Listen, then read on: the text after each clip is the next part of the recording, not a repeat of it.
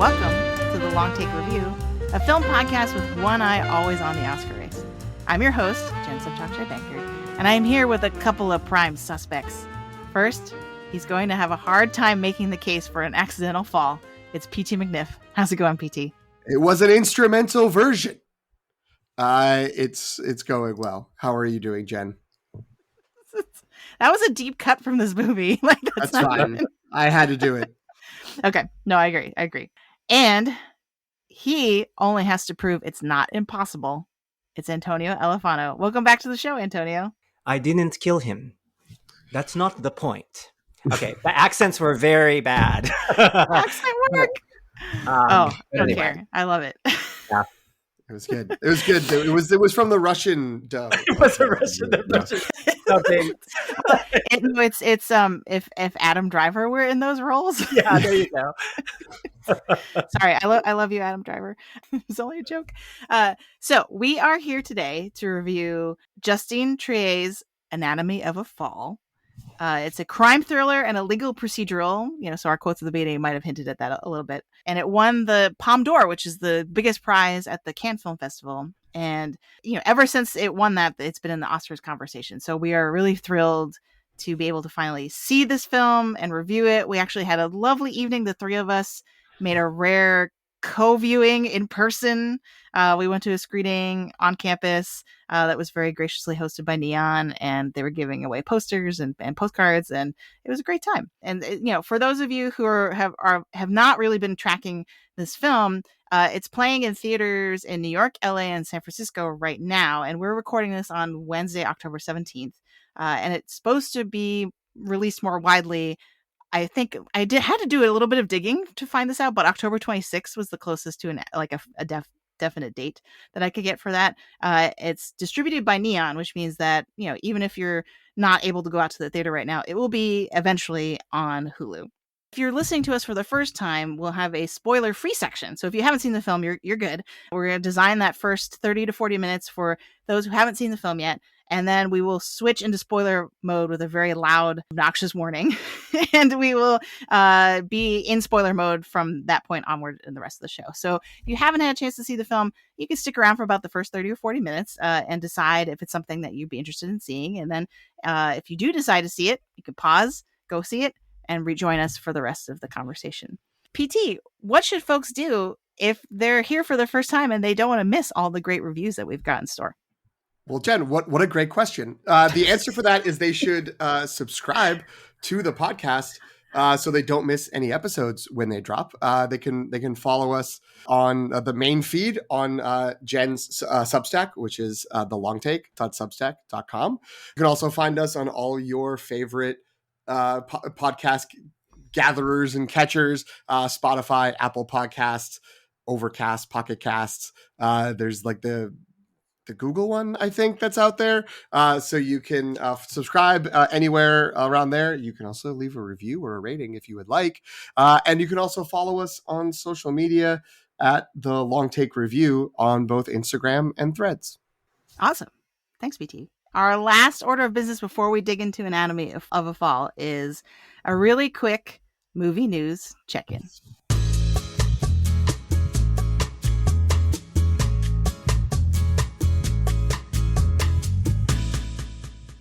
I haven't quite decided when we're going to drop this episode because it's not out in most theaters right now. And so doing it really soon doesn't totally make sense to me. So I think we're going to forego any sort of time sensitive breaking news. But I do want to hear about how your individual movie worlds are going. Have you seen anything new that you want to talk about? Any new movies, new trailers? Well, I know the three of us recently saw a movie and two of us liked it and one didn't. So fair play.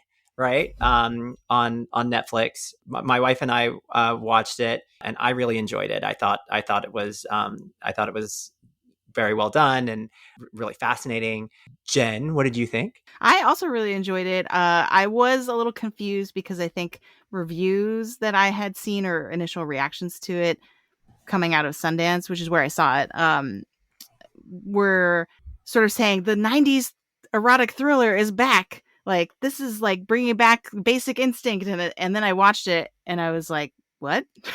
Because it was really good and I really enjoyed it and I appreciated it, but I don't feel as though it really is striking the same tone as that kind of film. It's not like a fun, sexy thriller, right? Like it's actually like a very dark.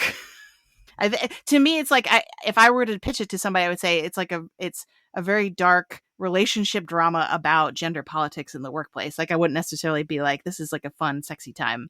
But I don't know. But I know PT was a little cooler on it. So, well, yeah, I didn't.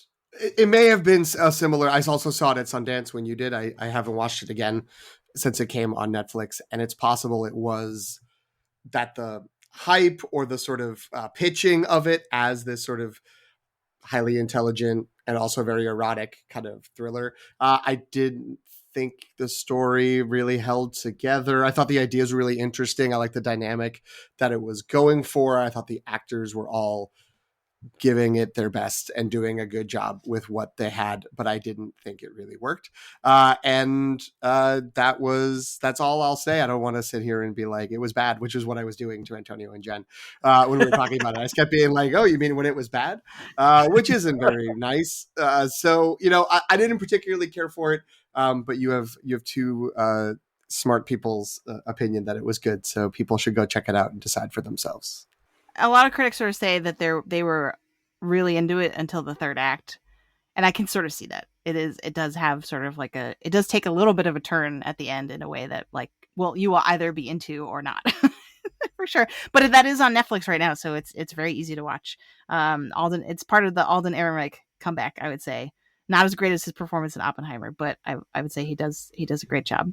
And Phoebe, I never know how to say her last name, Deviner. She's from Bridgerton. She's a Netflix queen now. Also very good in it. Oh, I was going to say the most recent movie I watched that was a relatively new movie was came out earlier in this year. I think all the way back like in the first week or two, and it was Megan or M3gan. I don't know. It's about the robot, which had always kind of looked like, oh, that looks like it could be, kind of dumb but kind of fun. And then I kept hearing from people that like actually it's really good at what it does, and it was really good at what it does. I do. It's not like a horror movie, so I don't think if you're someone who is like freaky movies, I don't know.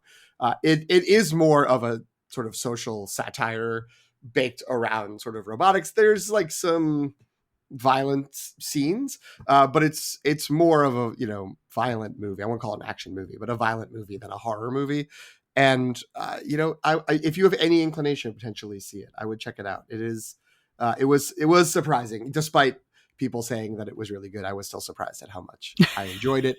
And the other thing that I'll just note, which maybe is where Jen's going, and I'm setting her up, is as we are here in mid-October, we're starting to get more and more trailers for the hyped award season movies of the fall that are coming out. So there have been some great trailers that are out there, and I hope folks are paying attention to the ones that drop. I don't want to step on Jen's update, but I'll just say the trailers are good. Trailers are coming in. I agree. I think American Fiction was the most recent one that I watched and looks incredible. I mean, that was the TIFF Audience Award winner. So it already has a lot of buzz, but actually seeing the trailer and to see how like funny it seems. I think, I don't know, for some reason in my head, I thought of it as being a little bit, I knew it was satirical, but I thought of it as being more serious, but this actually just looks like laugh out loud funny as well. We're here on the Let's Get Jeffrey Wright an Oscar campaign. So I was excited to see him like showing that potential. What was the other there? I feel like there was one other trailer that recently came out. There was a Zone of Interest teaser okay. that came out. And then there's been second trailers for both Napoleon and Ferrari. That's right. That I noted in the last couple days. And I guess in other news, I know I said we weren't going to do news, but the Bikeriders got pushed indefinitely. So yes. This is an interesting backdoor for a strike update, because since the actor strike is not going well right now, they want to wait until the strike is over. So they haven't even pushed it to a specific date. They've just said, we've pulled it. It was originally supposed to be December 1st. They've pulled the film and said, we're going to wait until the strike is over because we want oh, thank you, VT. It's 20th Century Studios. Oh, which is also Disney. Mergers, I can't keep track. They must be pretty confident that the movie's going to do a lot better when they can have actors. I mean, it's got Austin Butler and Tom Hardy in it, so, and Jodie Comer. So like, I get it. I get why they're doing it. But still, it was like slightly disappointing. I was like, I thought we were done with this. Another one bites the dust. All right. Now I think we're ready to start talking about Anatomy of a Fall. So we'll start with our short takes. What was your general reaction to the film? How did you enjoy it? We'll start with Antonio. I really enjoyed it a lot. When we sat down together, PT told us both that the movie was about 2.5 hours long, and when after the first like 20 minutes, I remember thinking like, how is this going to be 2.5 hours long? Right. And especially because, the film had been described as a kind of procedural, right? Like a legal procedural. And I don't know, like I'm so accustomed to the structure of a procedural. Procedurals are about a sort of familiar structure that allows you to focus on figuring out what happened, right? But I found that the revelations through the procedure of this trial here, I thought, invited just more and more questions and plunged me into less certainty, not more certainty about what was going on and what to think about the characters. Oh, we didn't really go through what the sort of general premise is, right? But Anatomy of a Fall, it's the fall of a man falls from the third story, I think, Yeah, that sounds right. To his death, and the prime suspect is his wife, who was in the home at the same time, along with their young son, right? And so, figuring out what's happening here in the trial that the wife goes through is the center of the plot, right? But I found that as I was moving into less certainty about what was going on, I wasn't frustrated. I was fascinated, right? And so to me, I actually wouldn't describe it as a procedural. I think to friends, or if I was recommending it to someone, to me it works as a sort of just fascinating kind of character study. It has more in common with like Tar than like A Time to Kill. So yeah, I really enjoyed it. How about you all? I fully agree. I also really enjoyed it. I thought it was an excellent movie, and you're right in the same area where I was. That I wanted to note that it's my main takeaway, the short take, as it were, is that it was an exceptional character study and sort of a rumination on the seemingly mundane elements of interpersonal relationships smuggled to the audience in the covering of a murder mystery of a like, did she do it or didn't? Not like a whodunit, but did do it kind of mystery setup. And as the story progresses, that sort of drive of just like, I want to crack this, I want to figure out like where's the piece of evidence, really fades away as you just are engrossed in these characters and their dynamics, and it becomes irrelevant what happens in the courtroom procedure that is the main kind of narrative drive, because you're seeing how the characters are being impacted by what is happening in the moment and the accumulation of what's happened in their past. So yeah, I thought it was really good. I do think the sort of it's a procedural. It's adjacent to true crime. If you like, murder mysteries, you do this.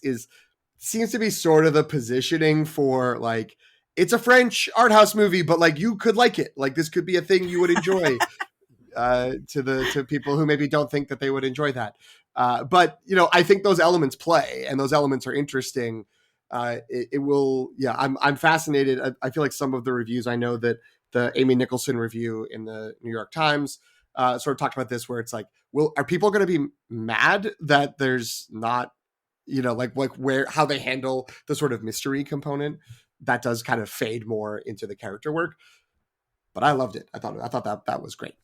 I loved it too, and I think that says a lot considering how much hype I had going into this, because it really, since Cannes, which was what, like back in May or June, or like I don't remember when Cannes was, but at the beginning of the summer, So it's been many, many months of people just like really praising this film and saying, and knowing that it had won the big prize at Cannes, and just people saying, you gotta see this, you gotta see it. And so I went into it with like pretty big expectations, and I feel like it 110% delivered. I was like, wow, like this really is what are people are saying it is. And I think the reason for that is largely to what both of you are speaking to, is that it satisfies the itch for the procedural sort of like, because they have the sort of like analysis that you would get in a procedural, but its refusal to, as Antonio mentioned, progress us towards certainty and reveal. There's no reveal, right? Like every layer that we peel back just makes it kind of more complicated. That aspect of it is what really elevates it, because it's like, considering this is a movie about a suspicious death, I think it really is really well done on just that surface level, and does all the things that people want out of that mostly. And then it's like on top of that got this really of making something so rich and complex with the characters, and right, because the title's Anatomy of a Fall, that refers to both the literal fall that the plot is surrounded by, but also it's like this dissection of a family, and their relationships and stuff like that. And that's really what I think makes it, for me, stand out above just, it's not just like a mechanically well done movie of this type. It's actually like a lot more than that. So yeah, I really loved it too. And yeah, Sandra Hüller was the other sort of big hype for me, and I was just like floored by her performance. Yeah, so good. And made me really embarrassed that I had never seen her in anything before, or never really heard of her before this award season, where suddenly she's in two movies that won awards at Cannes and are in contention for Oscars potentially. So I think I was just wowed from start to finish, and it's very meticulous. I feel like the screenplay was maybe my favorite part of it, where not only is the actual writing very rich and has a lot of stuff to dig into, but also just very meticulously constructed. So I think PT already started dipping into this by talking about how do we pitch this movie to other people we know? Or like, who are we telling to watch this? So I think that means we got to talk about the recommendation algorithm, in which we establish the audience of a film. So not every film is for everyone. That's sort of the philosophy behind the recommendation algorithm. So who do we think would or would not enjoy this film? Like, who are we telling to go watch this? I'm certainly people who like literary fiction. This is a movie about writers. The both husband and wife of the married couple are fiction writers, who to varying degrees of success. And it's that is such a key element of sort of how does that how do the stories of their lives play into the stories that they tell, and how does that connect to the stories that are told to each other, etc. And I think that like it has that kind of richness and depth of character that the character is the center of it instead of the plot, which feels weird for a murder mystery. But I think that if that sounds like something that is appealing, then those people should certainly see it. Yeah, if you like inscrutable sort of central characters, and I made a list, like I already mentioned Tar, but like The Phantom Thread, A Cry in the Dark, I've Loved You So Long, which is another French movie, Kristen Scott Thomas, years back, is excellent. Decision to Leave. I was just talking to Corey Nelson about that. This, I think, is the movie. This is the kind of movie for you. For people who really love procedurals, though, right? Like to someone thinking that this is going to be like just a longer episode of like Law and Order, then I think that there are going to be elements of it that you will enjoy, but I think there's going to be some frustration as well.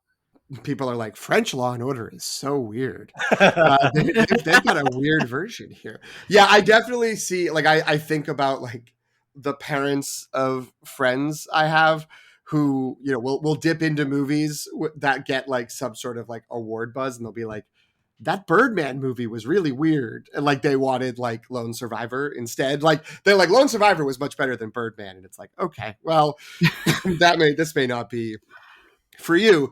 And I could see someone being sold this as sort of like not a Miss Marple, but a kind of cozy murder mystery in a snowy European setting, and it's like, oh, we'll figure out who did it, and they get to the end and they're just like, what happened? What was going on? And unlike the three of us, as Antonio said, I don't think they're going to get 20 minutes in and then be like, I don't care how long it is. It's just I'm just enraptured by the character work. I think they might be disappointed. Yeah, I'd say that, if you watch, if you're into murder mysteries and true crime and crime fiction, all that sort of stuff, but you really like it for the follow along, try to solve it with the detective, this is going to frustrate you because it doesn't have that sort of reveal of like let's check, like it doesn't sort of imply we're going to slowly give you clues and then we'll check your answers at the end, right? So if that's the main joy that you derive from watching something that's about crime and murder and law and order type stuff, then this is probably not it's gonna just throw you for a loop, most likely. But if you are really into sort of the courtroom drama part of it, right, and just people arguing back and forth about a case, then I'd say this is like just delicious. It's just, it's just like really indulgent because that, like, a majority of the 2.5 hours, I want to say, takes place in the courtroom, and I never was bored for a single second. I never thought like, oh, like they're just still talking, the lawyers are still talking. Like, I was just on the edge of my seat the entire time. So yeah, I think that's maybe the way to pitch it. Yeah, I think that's a great point of it as a courtroom drama and not necessarily a murder mystery. Yeah. There's no sort of Agatha Christie unpacking about like what and like you said, check your notes against the last 2 pages. I will also say that it's possible that a subsection maybe is the sort of, we kept talking about it amongst each other as it like a true crime movie. I feel like it's more in line with some true crime documentaries and documentary series where the filmmakers go in kind of being just like, we don't really know what happened and we're just going to try to present like this narrative, or it's like we know the sort of outcome of the legal proceeding, but like we still want to present like what's going on, like what actually was like underlying all of this.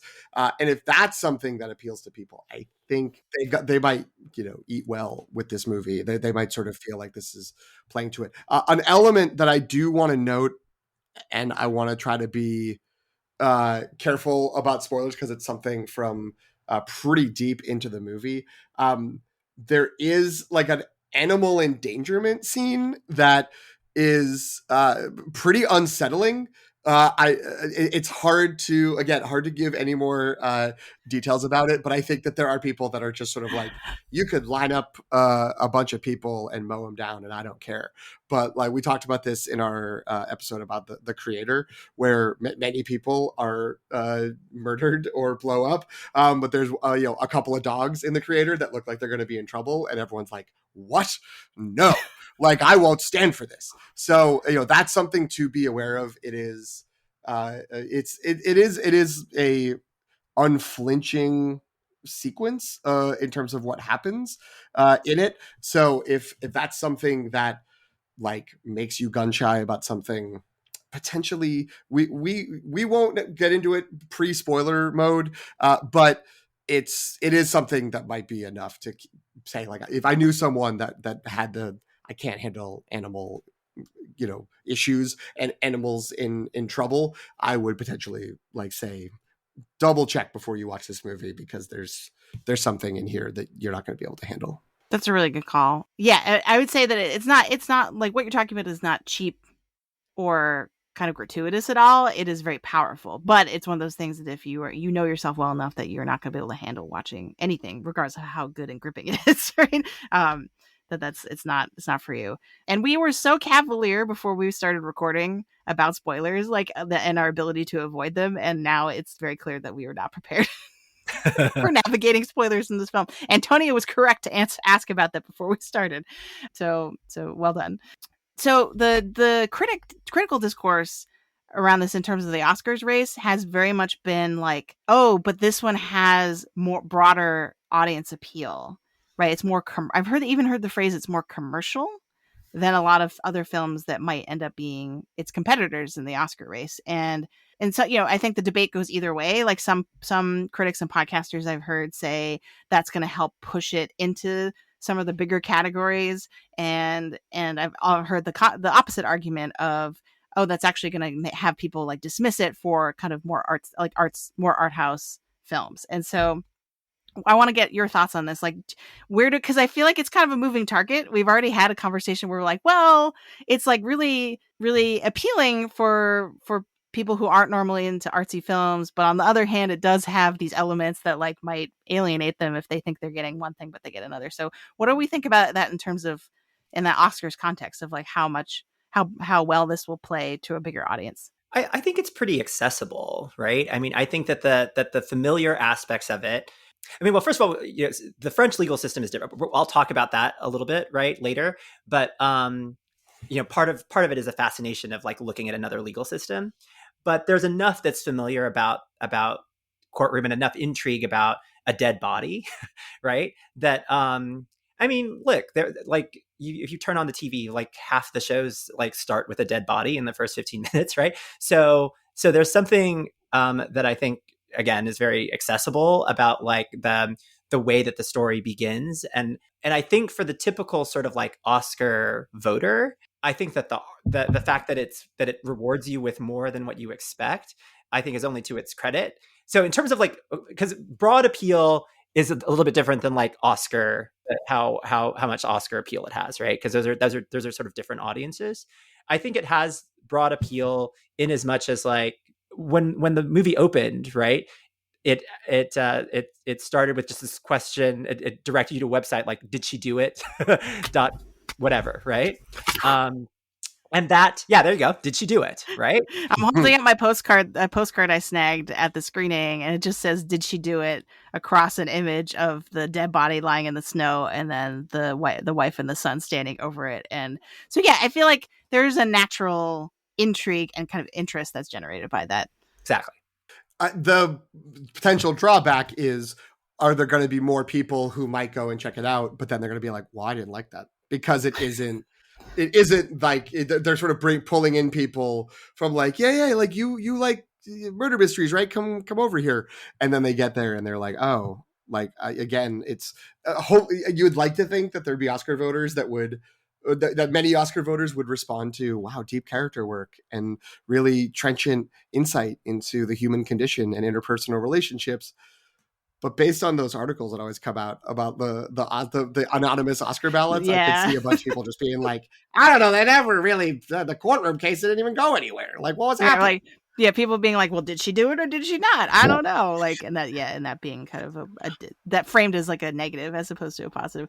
Yeah, I know it's interesting. And I feel like, so what everyone needs to do is listen to us. And so we can, we're doing the good work of managing people's expectations. So yeah, that's really the solution. It's just everybody listen to this podcast. Don't forget to share links of the podcast to all of your friends on your socials. Links to Spotify, Apple Podcasts. Rate, review, and subscribe. Right. All right. So I think anything you would say about this movie could fit, I think, in theory, in the rhetorical situation. So because of that, we've sort of moved that section up, and we want to start there because I think that's just the best way to kind of dig into what makes this movie so, all the things we're saying about it, that's great. Like, so why is it so elevated and kind of like doing something more complicated, more interesting, doing all this character work? Like, I think the rhetorical situation can really help us crack what that is. The rhetorical situation, in which we look at a film through the lens of our academic experience.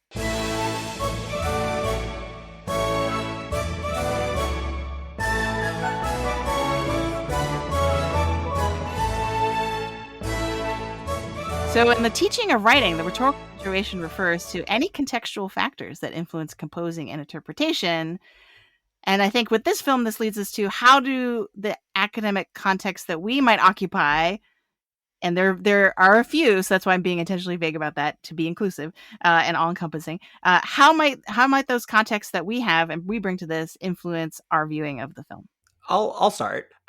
I'll talk later about the French legal system and that. But I want to talk a little bit about something in my classroom. So I teach legal writing, right? I'm a lawyer. I'm the Star Jones of the panel. So, and every semester I assign like a case, like a fact pattern and law to apply to that case. And students have to grapple with the case and determine how they think, what they think the outcome should be based on the law and based on the facts that I've given them. And at the end of the assignment, after everyone's turned everything in, I always get like from a few students the same question, which is like, okay, we did the assignment, we turned it in. How do you think it should go? Who do you think should win? In this fictitious case, right? Who do you think should win? Because they want there to be a right answer. And they want to know whether their instincts align with what I think the right answer is. And I know a student is fit to be a lawyer when they both stop caring what I think about the outcome of a case, and also when they stop caring too. and I don't mean that to say that every lawyer has to be ambivalent about the outcomes of like the justice system, but being an effective advocate means being able to separate what you want to happen from what your job is, which is to present the best argument on your client's behalf and to anticipate the best argument on the other side. So I started with the quote, "I didn't kill him. That's not the point." And I love it because it's funny and because it's also about as lawyerly an observation as you're going to see in film. Yeah, and her lawyer, his name is Vincent, I want to say. Maybe. Correct. Or is that It is Vincent. I couldn't remember if that was the character's name or the actor's name. He is like, he fits that description to a T. Like that's what makes him so compelling as both a lawyer and a character in the film, I think, is because he's so good at being like, no, personal feelings or my personal judgment or sort of like, that is totally, I'm putting that in a box and locking it up. Right. And then he's just like, what is the perception game that's happening here, right? And I think that's one of the things that makes it really, I mean, I am always a sucker for movies that have smart people being good at what they do, and I feel like this is a really good example of that, because on both sides, both of the lawyers are just like doing a really good job and they're very witty and smart and clever and like one-upping each other in the courtroom and stuff like that. So I do feel like what this movie made me realize is that legal proceedings and being a good lawyer is so similar, and this makes perfect sense that now that Antonio is so good at both lawyering and teaching writing, because there's so much overlap that I didn't really think about before in terms of like the rhetoric, and I feel like just the argumentation of the rhetoric in this movie is just off the charts. Both of the lawyers, all the lawyers, anyone who's in the courtroom is doing excellent work, and because they are really creating these like competing narratives, like to me that's the most powerful thing about this movie, is that there's so many different stories that are told using the same pieces of information in a way that is scary almost, right? It's because like as you said, like your students, Antonio, want a right answer. They want that sense of certainty. You know, I'd say there's one character in this movie in particular that is also in that position of really like craving, sure. Like, can't this just be cut and dry? Can't there just be a binary choice? Then I know which one it is right. But the movie refuses that wholly, right? Like, it's just like, no, it's all narrative. It's all spin. It's all kind of like rhetorical framing and all that kind of stuff. So I don't know. Did either of you feel the same way in terms of like, that's sort of what this movie is showcasing? Yeah, for sure. Because I feel like the points both of you made were incredible, and so I'm worried about trying to follow them up. But I feel like apart from sort of the central question of was this a murder or was this not a murder, there's not a lot of disagreement about facts. It's more about what does it all mean. And so when those lawyers, and maybe that's going too far to say that, but I'm thinking of it from the context of our classrooms and sort of trying to engage with students, and especially when it's we're doing sort of first year classes, which is what I've been doing lately. And so you have first year students, and they've been coming of age through a time where I don't want to say post-truth, it's like an anti-truth environment where it's just sort of like, whatever, like everyone just has their own spin and everyone has their own facts and it's fine. And they're very conscientious and aware about the problem that creates, and they sometimes come in and overcorrecting and thinking like, well, I can't have an opinion or I can't show a perspective because that's bias. Like bias is if I let myself sort of believe anything or feel anything in a weird way. It's like they're the little proto versions of what Antonio was saying is the evolved version, but they kind of have to go through that, like, but you should care first, or you should engage with the fact that there is a perspective and you have it, everyone has it. It isn't that everything needs to be unbiased. It's that you need to try to figure out what actually is the perspective and what meaning is being imbued into the arguments and the stories that are being told. And that is another aspect that just seems to be infused in all of this, which maybe is inherent to an adversarial courtroom proceeding with a couple of attorneys trying to do it. But even outside of the walls of the courtroom, just the way people are interacting, it's all about sort of what are the stories that we tell to each other and to ourselves. And, how do we build a truth out of that can be radically different from what someone can build with the same sort of realities or the same sets of experiences. Right. It's like two students there's this standard exercise that our program uses for the first year writing course, the fact idea list. And so it would be like if the two students had the same facts column, but then their ideas column, the conclusions they draw from those facts or extrapolate from those facts would be radically different, right? There's also and I'm trying to figure out how to say this without giving mild spoilers, but the fact that the husband and wife at the center of this movie are both writers and fiction writers, right, is kind of the understanding. I feel like there's a really interesting parallel. I won't get into specifics about what the parallel is or how it's drawn, but there's a really interesting parallel between like how we analyze a piece of fiction and how we interpret a piece of fiction and how we're interpreting this set of circumstances and these facts, right? And I think that's very intentional and very provocative, right? Because I think as a society we want to feel secure that fiction is just whatever and can be crazy and wild and is unreliable, and that's fine. And then but we have facts and we have the law, right? But this movie just totally blows that idea out of the water and is like, no, it's all this like narrative game. And how I liked your phrasing, PT, of like constructing a truth out of these like pieces. So yeah, I mean, in general, like, what do you feel like this film is saying about that? Maybe that's too spoilerly. Maybe we gotta save that for spoiler mode, but which is where this was originally, the Google Doc, and then PT thought, and it makes total sense, PT thought to move it to this section because thematically it's so keyed into what we're already talking about here. But what do we think? The themes, takeaways? Like, what's this movie trying to say?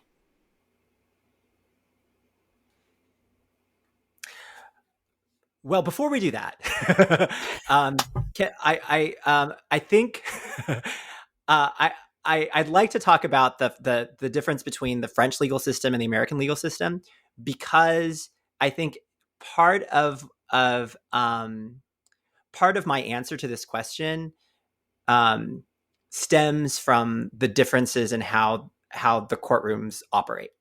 And I think it's useful anyway to talk about like the differences, right? So first of all, I'm not an expert in like French law. Like I did what PT did. I just like looked it up and then I've tried to find a reputable source for it. So this might not be totally right, but here are the things that are sort of idiosyncratic from my perspective and my familiarity with like the American court system. So the way that trials work in the American system, right? You have a judge, and then if it's a jury trial, you have the judge and you have the jury, and the jury are the finders of fact, right? They're the ones who determine if a crime occurred. They're the ones who determine if a witness is credible and make the ultimate determination of like guilt or innocence, right, in a murder trial. And the judge in those circumstances just basically is a gatekeeper of like what the jury sees, right? And so that you make a lot of arguments to the judge about like we need this evidence, this witness. You see all these objections because the jury shouldn't hear this, and that this is not proper testimony or whatever, right?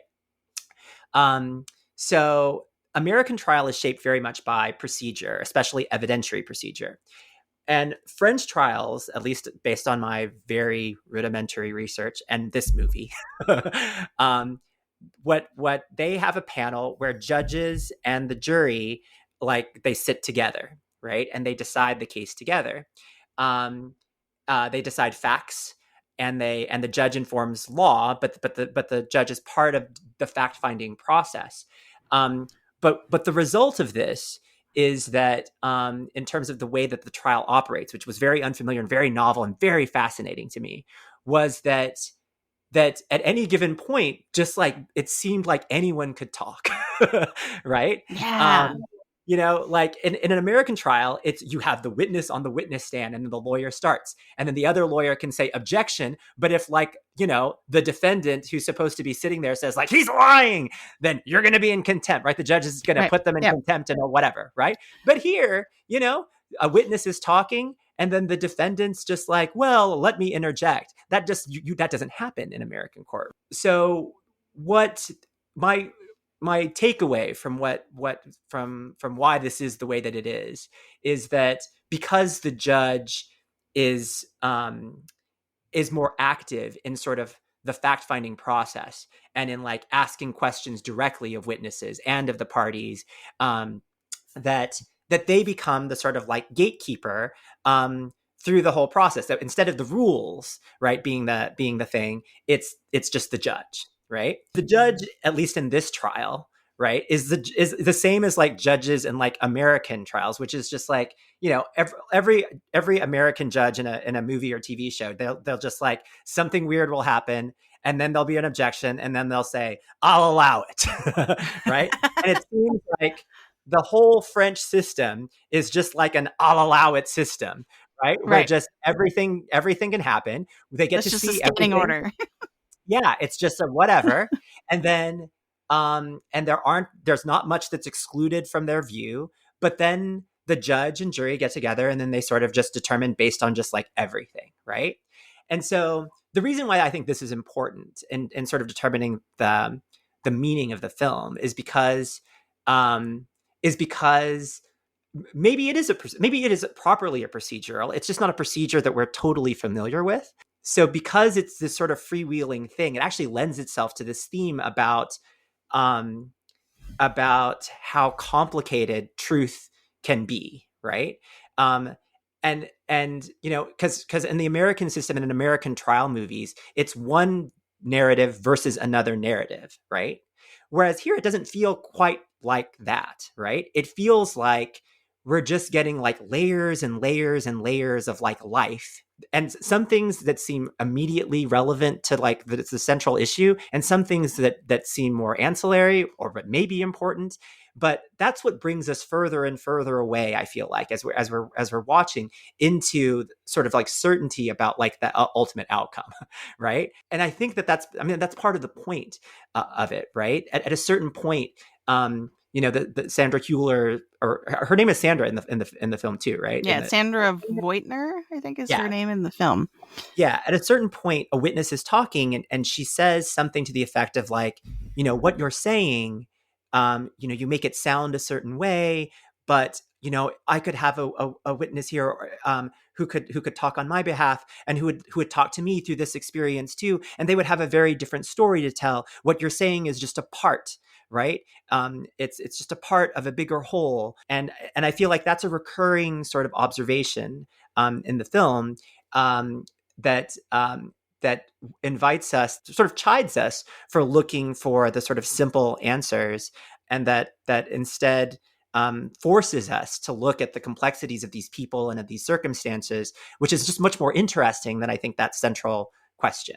I love hearing your perspective on it, Antonio, because the intertwining, both in our legal corner segment and also earlier, where the sort of intertwining of, like, what attorneys are aiming to do and how it reflects your experience in that field. Because I hadn't really spent too much time thinking about how this could be a commentary on the law, period. That like any courtroom proceeding is inherently going to just be building certain, these little segments of narratives, and there's never the whole truth. Like that, the speech that you did a good job of keeping it vague, referencing, but that speech the defendant gives in the courtroom at one point feels so central to the whole movie, because it is sort of, this like that's your truth. There's another aspect of truth. It's only a part of like the real full picture, the real story. Maybe that's just all any legal proceeding can be. And maybe beyond being a sort of study of life and a study of characters, that there's also a sort of critique that maybe, at least for me, being separate from any legal process, and certainly completely separate from the French system, maybe I didn't fully pick up on that. But now that you're talking about it, it starts to feel like that could also be an element in the story or in the movie.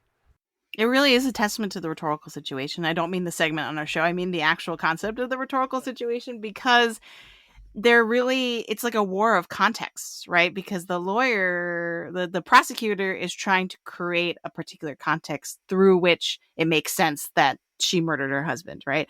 Whereas her point is like, none of this is getting at the totality of it, and she's trying to provide alternative context to be like, well, actually, like this is what happened the day before, or like this is, or like she has a way of explaining. And I think it comes down especially to people arguing over the psychology or psychological state of the husband, right?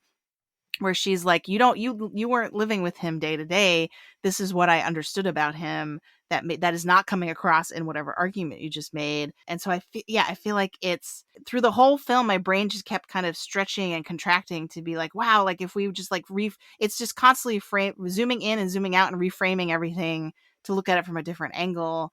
But at no point did I feel like the film was telling us that was reason to give up on trying to find the truth. Right. And I feel like what's actually really shocking about the film is that even though it withholds any sort of quote unquote clear answers about what actually happened, it does give a sense of closure. And I feel like it's sort of telling us like, well, that's just life. Like, that's just, we have to go with what we have, and you have to construct like the fact that a construction of truth is inevitably flawed or subjective doesn't mean that like, people can just do whatever, right? Which is what a post-truth perspective would be, right? Like to be like, well, like there is no such thing as truth, so who cares? Like I'll just make up stuff and say that it's true, right? That's but I feel like this film is not saying that, right? It's not being like, let's just throw everything out the window because everything is subjective anyway. But it's actually saying like, no, like we're just doing the best we can with what we have, but we also have to accept that it's imperfect, which I think was really powerful. And that's especially through the character of the son. I feel like his storyline, the way that it links up with these themes that we're talking about, I thought was very powerful. Which I think is why we should now go to the spoiler section so we can talk about it. That's true. Can I say, and this concludes Legal Corner with Antonio. Oh, you were okay. I'm going to do it again just one more time. Yeah, so good. That was actually incredibly easy to find on the internet, which I guess shouldn't have been that surprising. There was some conspiring to do that. It was before you ever mentioned Law and Order in the episode. That was cooked up earlier today. Yes. Like that should be the sound effect intro. That's great. And outro. All right, so yeah, we are about to go into spoiler mode. It very quickly became tough to not cite specific examples from the film that might not be huge twists or spoilers, but still we want to preserve everyone's viewing experience and so they can go in clean and fresh. So if you have not seen Anatomy of a Fall, go see it. And well, yes, first of all, go see it. It's a great movie, and rejoin us for the rest of this conversation.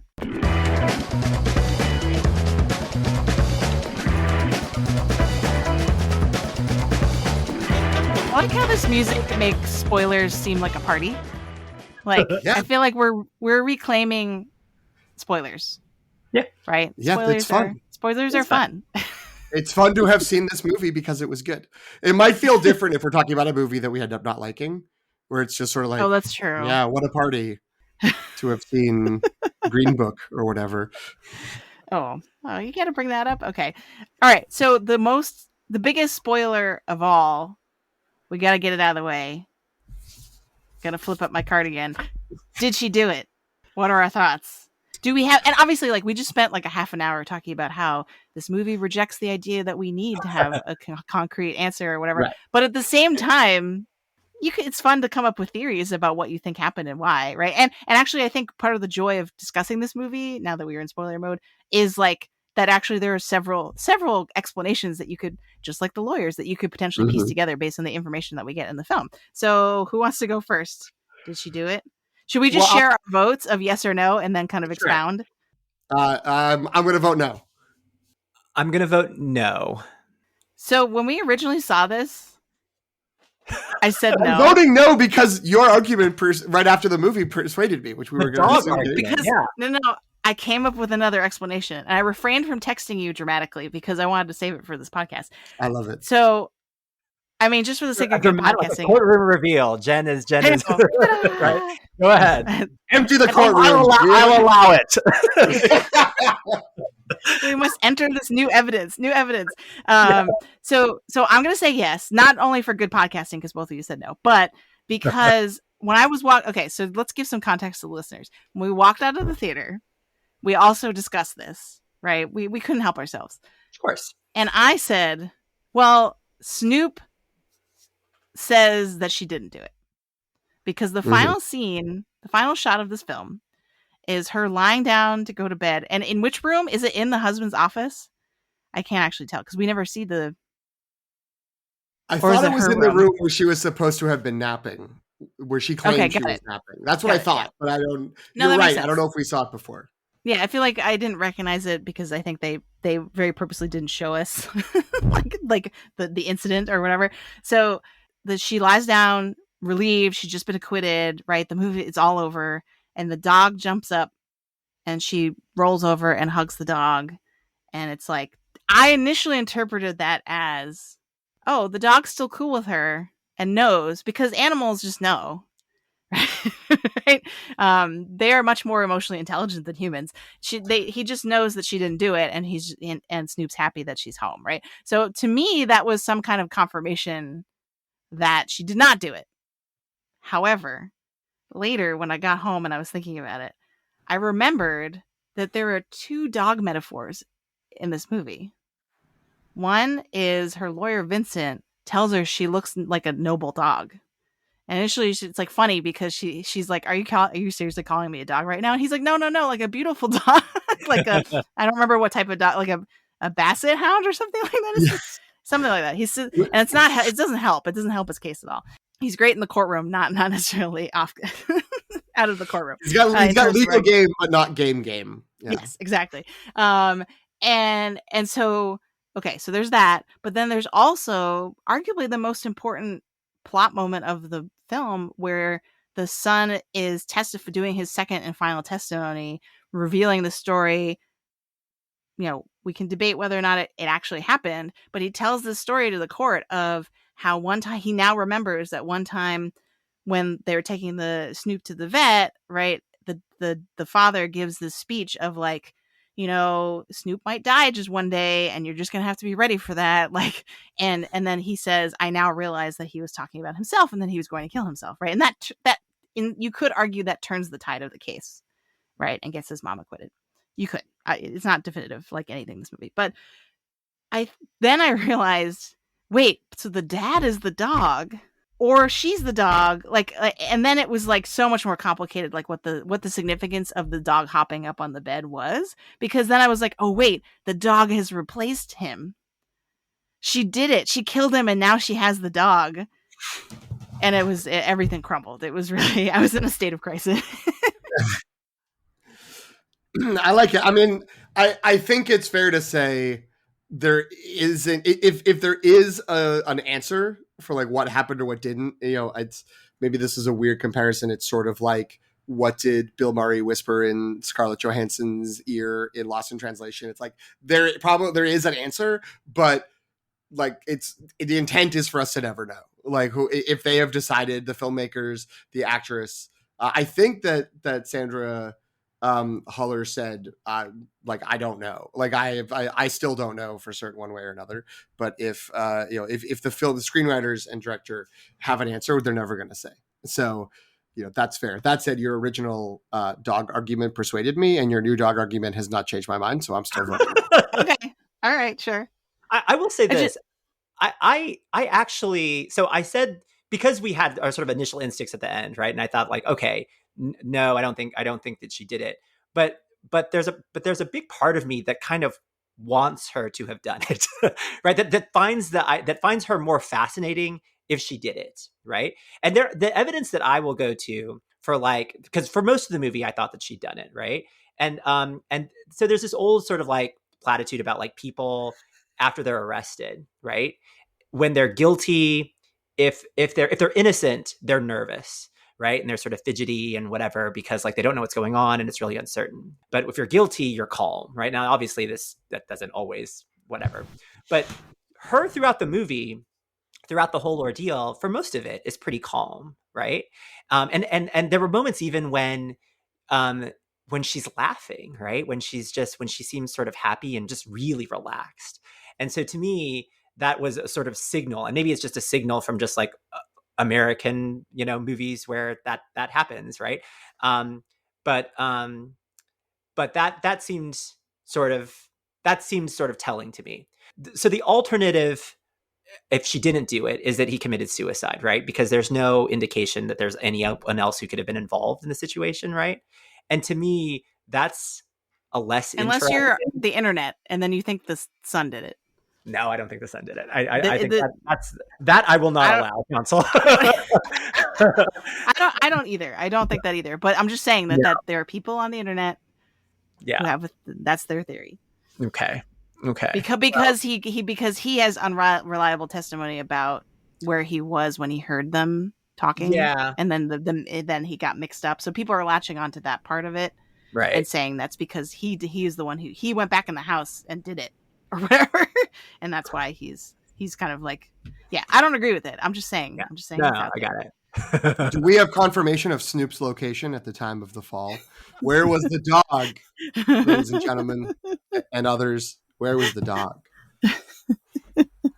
So wait, did all of us think she probably did it for most of the film? I really was going back and forth, and I felt like I was changing my mind less based on the testimony and more about what was going to make this the most interesting movie. Like, what was going to make, like, the right choice, where it was like, well, sort of initially it was, this movie's the more interesting if she did it, and we're trying to sort of unravel it. And then as it was going on, it was, maybe it I kind of pivoted maybe like a third of the way through to, it might be more interesting if she didn't, but, like, she basically has no way to really prove that, and has these other sort of problems, and she's this sort of in this Kafkaesque scenario. So I was going back and forth on that when thinking about the evidence. This is not a lawyerly brain, but a legal fiction watcher brain. I was like, I didn't really get a good explanation from the prosecutor of, the counter to the blood spatter evidence, which, again, I hope people in spoiler mode have watched this movie. Maybe this is getting too esoteric, but it was like, he might have gotten clubbed. He would have gotten clubbed on the head. And then from that wound, the blood spots that are on the shed underneath would have come from that. And then he either, like, lumbered backwards and fell over, or probably was pushed. And then the defense was like, but, like, wouldn't someone have to be, like, he'd have to be, like, fully leaned back, like, he'd have to be almost sort of bent over backwards for, well, and the assailant would have had to basically overpower him to do that, to get him into that position, and then would have to be leaning over.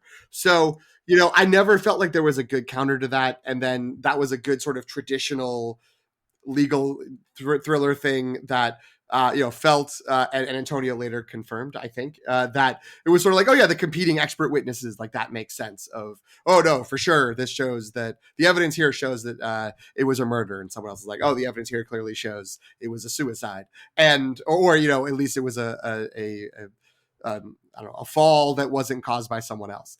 And I felt like that was really more the suicide / fall argument there was a lot more persuasive. So at that point I was like, okay, I don't think she did it. And then I was sort of in that lane until the end. And then Jen was like, what about dogs? And I was like, you're right. I believe in dogs. I love it. I think I wanted her to be innocent because I feel like, to go back to your Tar comparison, which I feel like, I mean, no, but she was actually a bad person. So maybe that's not a great comparison. But no, but you mean like, so my point is that I didn't think about it until you mentioned it, but the Tar comparison in terms of the types of characters they are makes a lot of sense because they're not warm and fuzzy, genial, personable women. And I feel like, to me, a big part of this movie that's really interesting is that her personality and her gender, by way of her personality, or like her gender relationship to her personality, are as much on trial as anything else. And that the fact, because I feel like the fact that she seems so calm the whole time, people are like, oh, she's clearly a sociopath, right?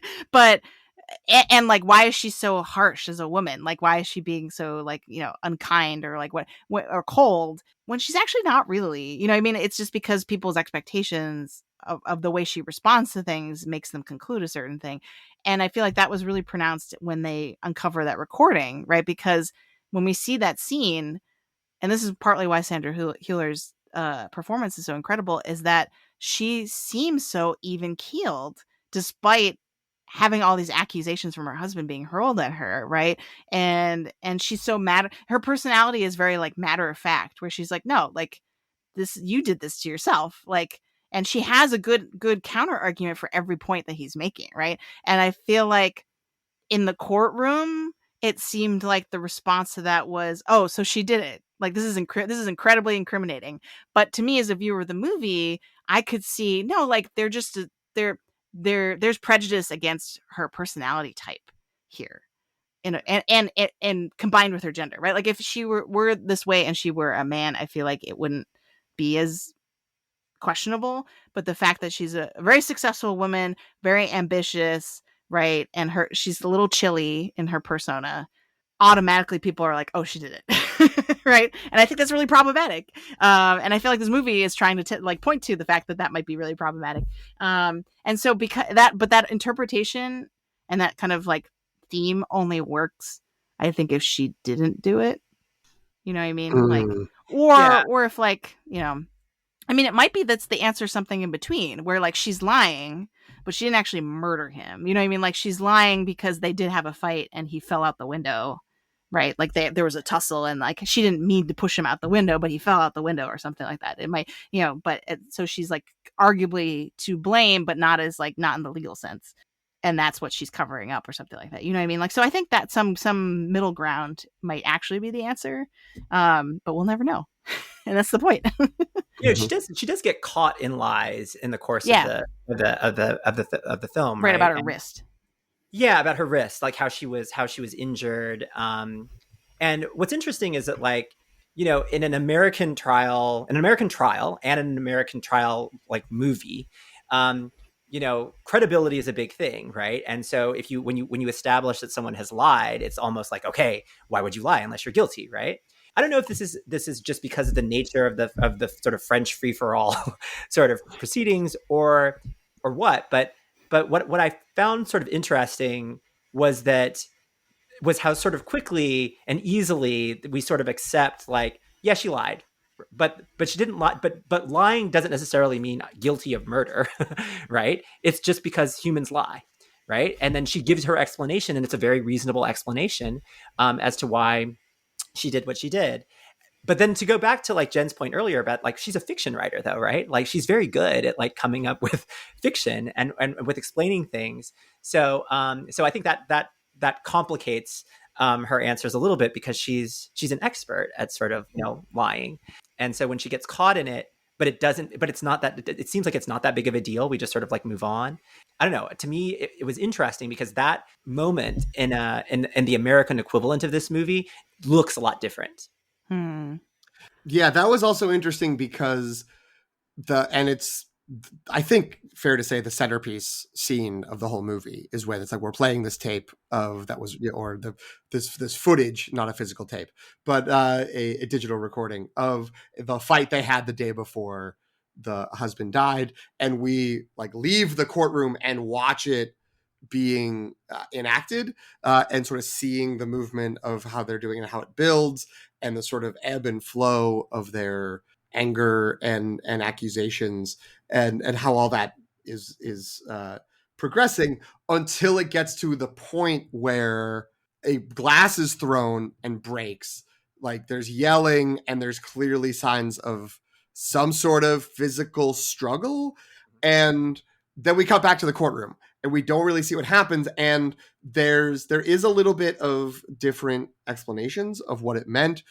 It felt like the prosecution was pretty comfortable with just sort of like, now we can, you're going to have to say, like Antonio just noted, that this bruise on your arm wasn't from walking into a kitchen counter, but it was from this incident. It was like, yeah, okay, I guess that happened. And then it was, oh, well, he would get mad and he would like hit himself and then punch a wall, which sounds completely believable as a course of action. But it was interesting. There wasn't a lot of like sort of pushback of like, are we like, we only have like, sure, there's holes in photographs of like, dents in walls from someone hitting it, but like there was never more of a push of like, were you assaulting your husband and that's why he grabbed you?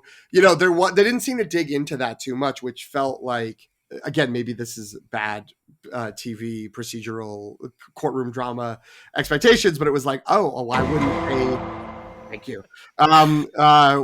Counselor, why wouldn't they have set up more of a narrative of, she was physically abusive, and that's it just progressed the next day, instead of sort of, it felt like settling for she had been physically intimidated and then like rose up the next day and did something. I think a little bit of this, again, this is just my very brief research on French legal procedure. I think that the examination procedure is a little bit different in France, in that it's not like just this complete back and forth with lawyer and witness. Because judges are fact finders themselves, it's often judges who are asking questions too. And then it becomes this, again, like this sort of like free for all where like lots of people end up talking. So it is more difficult, I think, for an attorney in this system to sort of build that kind of narrative in the way that you're talking about. Right. Because sure, you have all these other intervening parties and right, ultimately the judge who's sort of in charge. Right. There's so many more opportunities to counter argue. Yeah. Right. Yeah. And the other thing I was going to say, to bring it back to the rhetorical situation super briefly, is that, a thing we're always harping on for our students is reasoning, right? Like you have to provide reasoning and support. You can't just say something is true. You have to actually explain why and how it is true. And I feel like just every character and this is like A-level reasoning, like, because then this goes back to what PT was talking about, something as simple as, why did you lie about your wrist? Right. She even Sandra gives like a perfectly reasonable explanation. Right. The expert witnesses are crafting entirely different stories based on the same evidence, and each one is equally convincing. Right. Because they're providing, and this is what I was going to say. So in that final scene, I feel like the prosecutor says, like what you both were saying earlier, is that he's using this as evidence that there's a ramp up, like, right, like this was the rehearsal, I think is the word that they use for the murder, whereas the defense lawyer is arguing the exact opposite, but it makes as much sense, right? Because he's like, no, this was his last, and it's very eloquent the way he says it, like this is his last. It's despair. You hear despair in his voice in the recording. And like, this is his last attempt to assert some kind of, regain some control in their relationship. And then he realized that it was futile and then killed himself the next day. Like, and both of those stories make sense in the way they explain them. Yeah. And I think to, again, maybe continually tie back to the rhetorical situation, it feels like a lot of the movie is about how we construct narratives for ourselves to try to understand our lives and what we are doing and how things have unfolded. And also that extends to other people, where it's just sort of like, okay, that's what happened over there. Okay, good. Like that makes sense to me. I can get my arms around it by having this narrative of this was the sequence and this was the thought patterns. And I think that it does a really good job of showing that all these different narratives can be built, or at least, you know, 2 or 3 major competing narratives can be built at the same time, in the same way that, you know, one of that sort of evidence thing of, oh, well, you plundered his idea. And it's like, she's like, well, he had this like concept and he did it one way and I did it another way. And I actually did it because he didn't complete it, but he could have still done it and it would just be his version of it. And that's fine. Like that would have been welcome. And we could have like sold that and we could have made that work. And, you know, that as a nice little metaphor for this, like how we get by in life, and also how we get by in a society when we're trying to figure out what happened when someone dies and there's a court proceeding or an investigation. We're all just sort of trying to build a story that makes sense to us. Right. And that we fictionalize our own lives sort of compulsively, right? Because we have the way she counters the psychologist or the therapist's testimony is by saying, well, that's how he rationalized his victimhood to himself. And of course, talking to you, his therapist, that's how he would have presented it. But that's just what the narrative he's created for in his own mind to kind of confront and cope with his own failure, right? And then conversely, like the when they, and this is the thing I didn't want to spoil in earlier, but the way they bring her fictional works in as evidence and start like talking about it as if it's evidence, which even for the French court, people are like raising their eyebrows, like, all right, what are you doing? Like, are you sure you want to do that? Like, these are novels. They're not like, they're not memoirs, right? But the argument that the prosecutor is making is, no, it doesn't make a difference, right? There's truth in this because this is Sandra's way of dealing with and coping with the fictional narrative she's constructed to deal with her own life's tragedies, right? Because he goes through all of her books are about a different tragic thing in her life. And that, like, you know, may not be 100% true, but there's truth in it. I think was his point, right? That like, there's something about her psychology that can be unlocked by reading her books. Which seems really unfair on the one hand, but then also has a certain type of logic to it on the other. Mm-hmm. A random detail that feels kind of connected to this train of thought that was, for some reason, has just been hanging out in the back of my mind is I think it's only 2 times, it might be 3, that we the audience sort of are brought to or cut to a TV news reporter that's going to give some sort of like update about what's happening in the trial. And both times it like cuts to them like 5 to 10 seconds before the report's actually going to start. So they're sort of like in this weird kind of like liminal space of like, they're kind of like thinking in their brain, like what they're going to do, or like, you know, kind of looking at their notes and stuff. And then like responding to, you know, the action from the cameraman, or that they've been listening in an earpiece to an anchor somewhere. And there's something really interesting that felt like to me of like, there's not, you know, there's some other scenes of media, like interviews and panel discussions that are presented, but this sort of, you know, this when we get a you know, information to us from a news media, it isn't, well, here's just like a piece of truth that existed out in the world, but like someone was there like waiting to sort of have their moment to tell the story. And not that they're making it up or whatever, it's all fake news or anything like that, but just that it is just another element, it's another aspect of trying to take what pieces people know and can see and are aware of and put it together in a shape that makes sense as truth or reality, when, you know, they probably don't have enough, because how can you know someone's entire life? So when this is going to be a question, I'm not going to talk for a lot because I've been talking a lot. Earlier we were talking in terms of, did she do it? I think some of us were answering in terms of what the film is cueing us to think, as opposed to the actual evidence in the trial, which is super interesting. And so I wanted to ask both of you, what do you feel like the camera's role is in this? Like, because traditionally in a film like this, I feel like the camera's job is to be like, well, what the camera's showing you is objectively true. But I feel like that's a lot more complicated in this film, because it almost does that a couple times, but then I feel like, I don't know. So do you feel like what are we seeing through the camera's eyes in this film?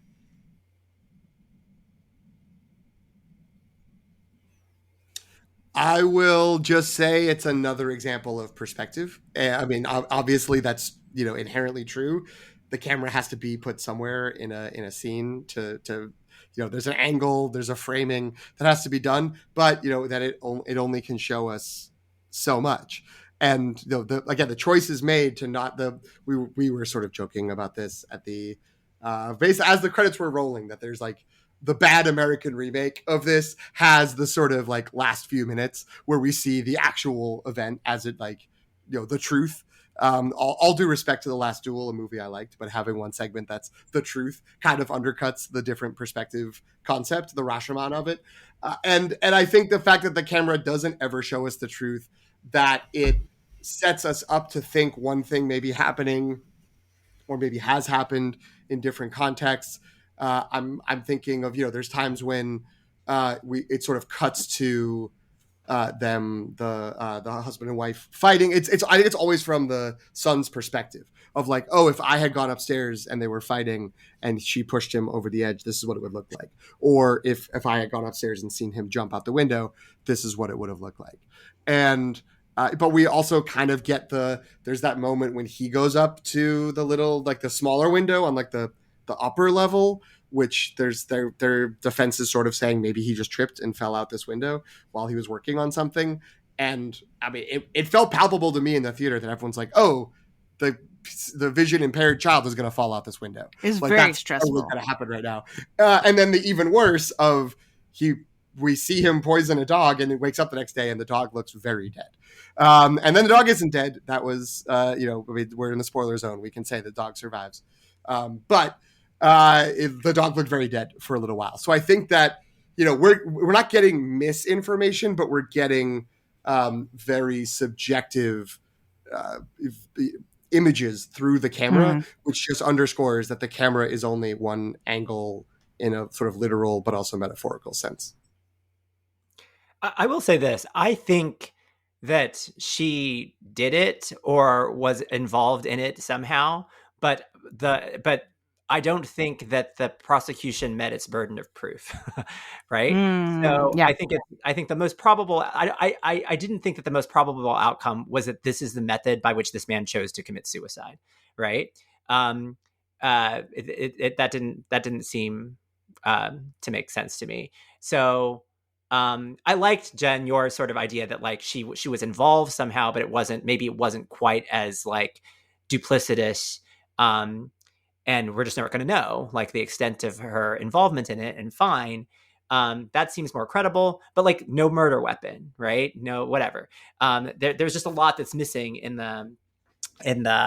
it from a legal standpoint. So to me, the outcome always seemed sort of foregone, that even absent the child's testament, which I agree is sort of like the turning point of the.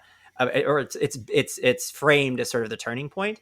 But if I were the judge, if I were the jury, it would seem like I did look up burdens of proof for criminal trials in France too, and it's similar here, right? I'm not sure what the framing, if it's not beyond a reasonable doubt. I don't know if that's the exact phrasing, but there is a presumption of innocence in France too. So, why?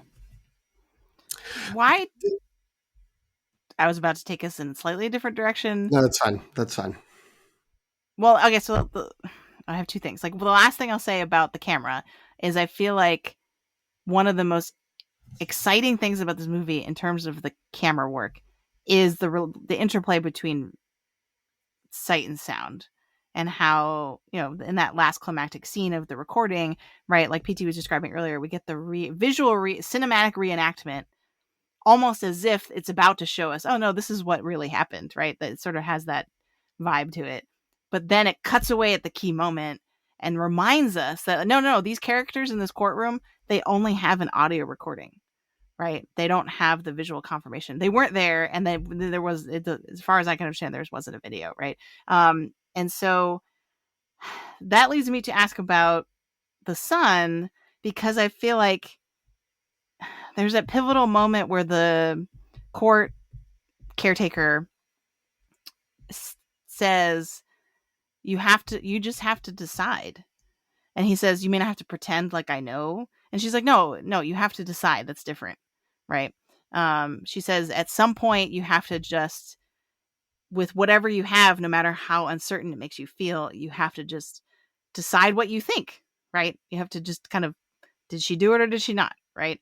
You have, even if you don't know, you have to decide. And I feel like there's so much through this trial that he learns about truth and decision making. And that brings me to the question of, why did he poison the dog? Because I feel like that gets at that this idea of like, what did he learn, or like what did this all do to him? So why exactly does he poison the dog? Like, what does that accomplish? Or what's his motivation? It scares the crap out of us in the I mean, theater. And it gets a solid it gets a solid third of the audience at the screening on campus to be prepared to turn on that movie. There was like palpable. Yeah, there was. You could hear the held breath. Yeah. Like, yeah. And I think people were going to be like, I'm out on this whole movie. This is what has happened. I mean, it's a good question, and I'm going to say I don't know, and then talk for like 3 more minutes. But I don't know. You know, it makes sense on some level that, you know, if it is hard because it's sort of like, well, I don't know if I believe anybody's story here. And I think this may have been alluded to earlier, but we all immediately, once the sort of, you know, that sort of pivotal last minute, almost empty courtroom testimony from the son, that after that weekend where he poisons the dog, where he's like, there was this trip to the vet and he was saying these things, that we were all like, well, that never happened because of this conversation of you have to make a choice, and he made his choice, and it was, I guess I'll stick with my mom and like have her not go to jail. So whatever I think happened, or whatever goes forward, that's the decision I am making. But, you know, if there really was at least like an instance, a time, a moment where the dog was sick, and could the dog have been sick because it ate this vomit from the father? I also wondered if, could it have been that the father never took the aspirin, but the dog always like somehow got into it and then threw up, and the you know, our main character, the wife, thought like, oh, this is my husband tried to kill himself. But, you know, I also, it was Snoop all along. It was all. I mean, I still need to know Snoop's location at the time. He's out with some blind kid. The kid doesn't know where the dog is. The dog could have run away for just 5 minutes. He swapped places with another dog. Yeah. He got a backup dog in. But yeah, I mean, I believe the sincerity of, he thought that if he did this, it was going to show that what the mom had said was about the aspirin overdose was true. And I think that, you know, that was sufficient to get him to the point where he was like, tell me what you think happened to the caretaker, or tell me what I'm supposed to do about this. Where I kind of was feeling like he was leaning more towards, I think she did it because of all these things that are coming out. Like this, you know, he's kind of buying into the narrative, but he had this sort of one thing, and he made this drastic, very calculated move of send the mom away so the mom can't be a part of it. The caretaker won't be paying enough attention. He can do this terrible experiment. And so I think that is, you know, what he was doing. But I think that it's, you know, if it has to mean something on a greater scale, it's something about like, you know, how we're all stumbling around for truth. And sometimes in doing that, we start doing things that are well against our, I don't know, our instincts. It makes us, I don't want to say monstrous, but do things that are, you know, far from, you know, what it seems like he would ever want to do.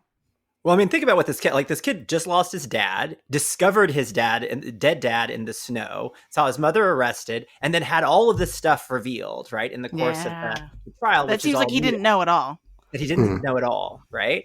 And like a lot of these revelations about like the affair, she's bisexual, she stole her husband's idea for a book, all of this stuff that like her son, wasn't privy to, like, the way that it would play out in like an American trial, right?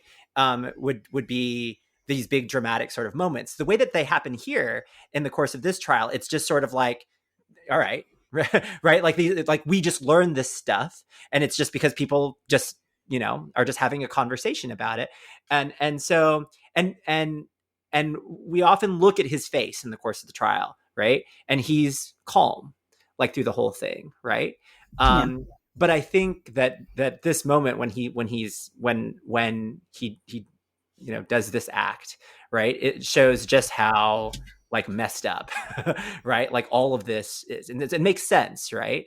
But because we're so sort of fascinated by Sandra, right, and we're so focused on her, right, I think probably in the same way that she sort of like sucks up all the oxygen in like their family, right? Like in this story too, right, it's very easy to lose sight of like what's going on with the son. And like if she is the murderer, like I was rooting for her to be the murderer because it was interesting, but then I'm just like, I remembered like, oh, like from a human being perspective, like he's gonna live with this woman for the rest of her life, right? Who's and right.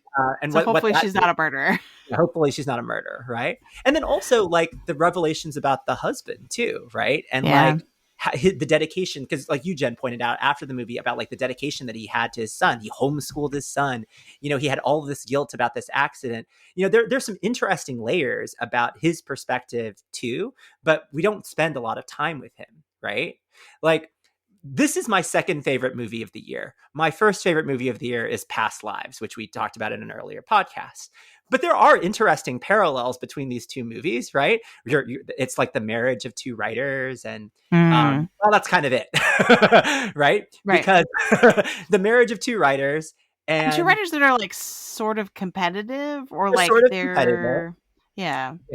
I mean, sort of in Past Lives, very in Anatomy of a Fall. There's also stories, narratives, like what are the stories we tell ourselves, and what narrative might happen, etc. Sure. Past lives, like the marriage of these two writers in Past Lives is about like these two people whose like excellent communication becomes their sort of salvation and allows them to sort of like, make it through this sort of challenge and whatever. It's about love enduring, whereas this is about two writers whose failures in communication spell the doom both of their union and of like one partner altogether, right? And it's about sort of love unraveling and getting really messy. So I don't know, but I love both films, and I couldn't help thinking about like Hae-sung and the rest during this movie, even though they're just wildly different films. I think there's a lot that this film is saying in this couple and their dynamic about like writer's block.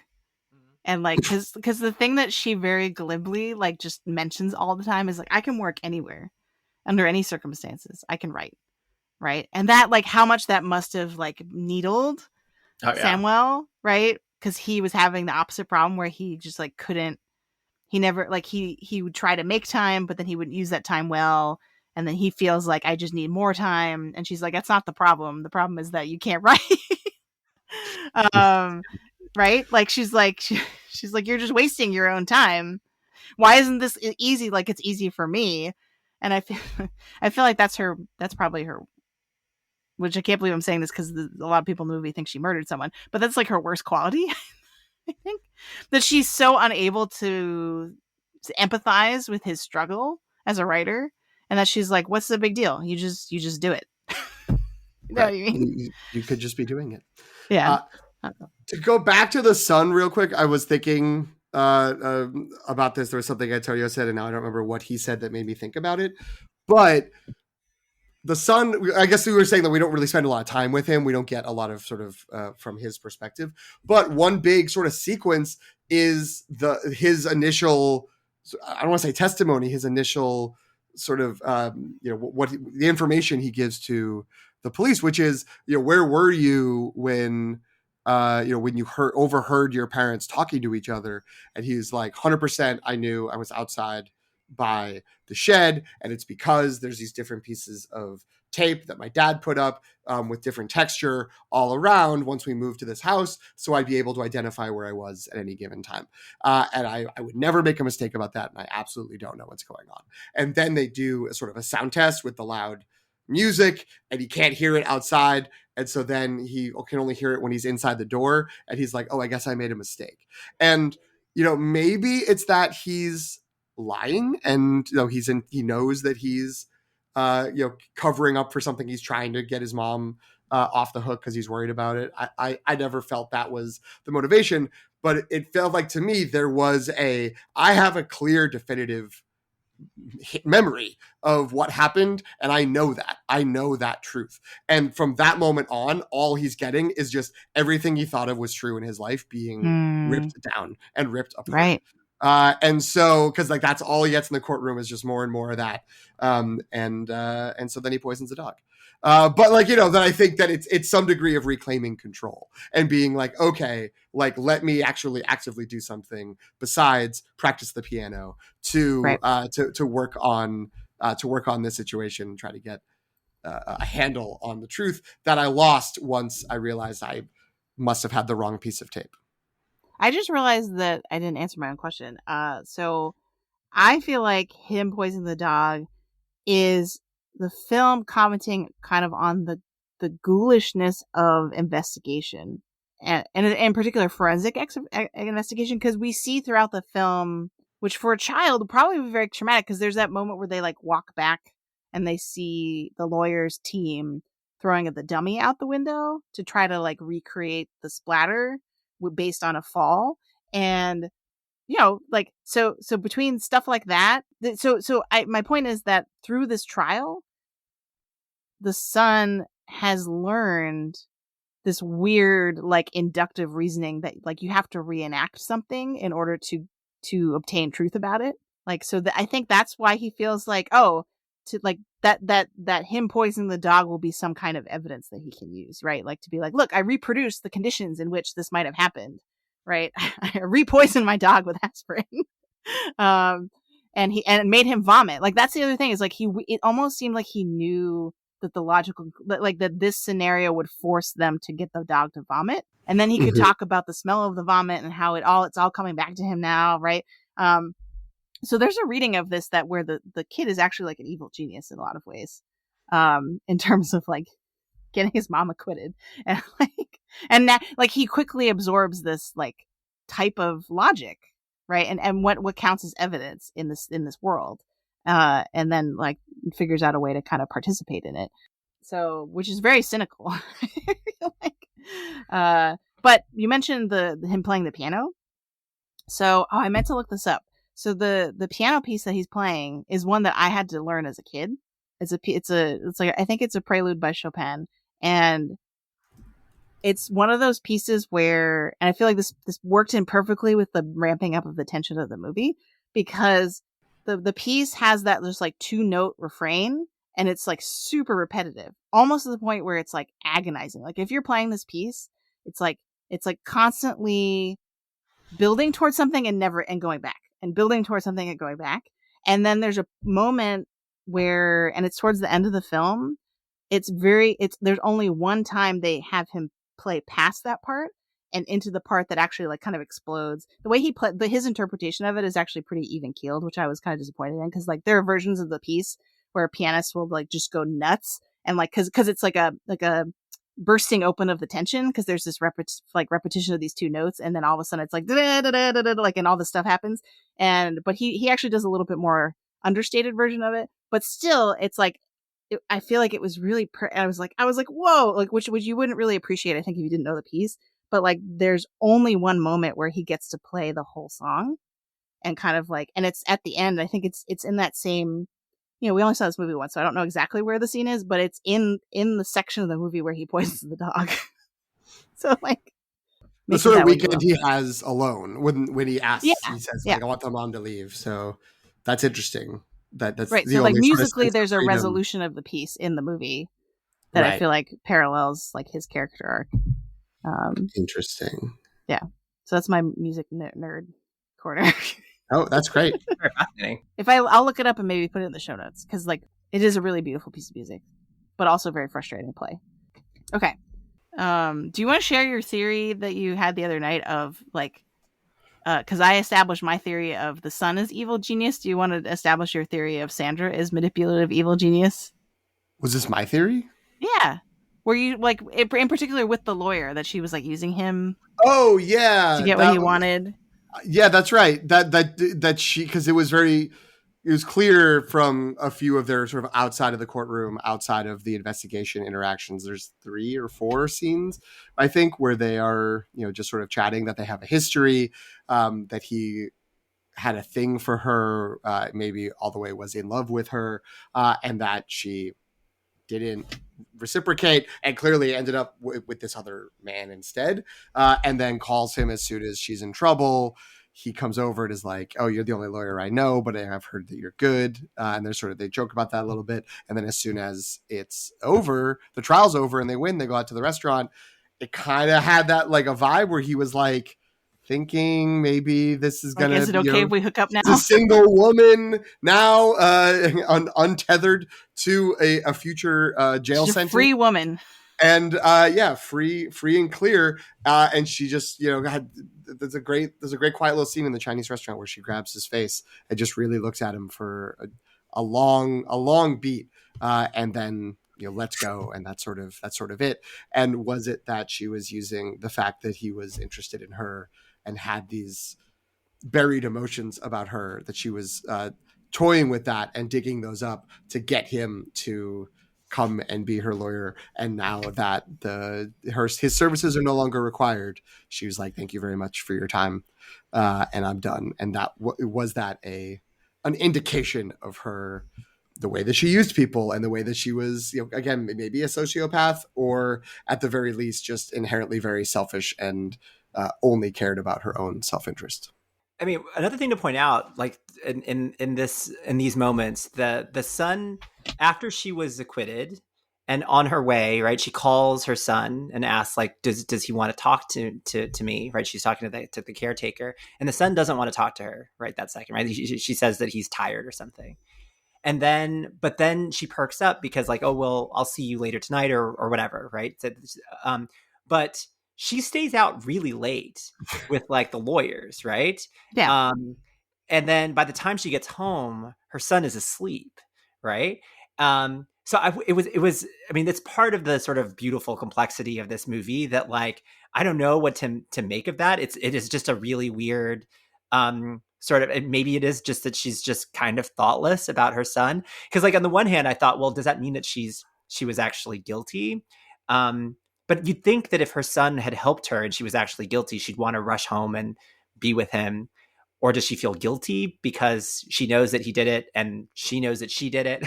So I don't know, right? But I mean, this goes back to sort of like my beginning thing about like students asking me like, well, what's the answer? And I'm like, I don't care, right? Like, it doesn't really matter. To me, what matters is like all this other really interesting stuff that we're talking about. So I don't really have, I love hearing your theories, right? And I think they're really fascinating, but it's just not how I view, especially anything involving a courtroom. I definitely go to like burden of proof. This is going to win or this is going to lose. I think about that, but it's interesting that like, I don't really think that much about like, what actually happened. Do you agree with the ruling? Oh yeah, definitely. Yeah, I definitely, because of the burden of proof. Because of the burden of proof, not because of what the kid said, because I think that's a lie. Right. I think his credibility was shot already by him lying earlier, right? So this in an American court, right? We would have that would have made him seem like an unreliable witness already, like him changing his testimony about what he heard, right? Right. Then I'm just like, we don't need to hear from you. But again, I think his identity, like the fact that he's a young child, is definitely influencing how people are perceiving his story, right? Yeah, for sure. And in the sense that they're more likely to, in the way that it's the opposite with Sandra, right? Like people are kind of biased against her in a little bit. I mean, she's not really doing herself any favors in a lot of ways, but you know, there you could argue that parts of her identity are sort of like working against her in terms of people's preconceived notions and assumptions.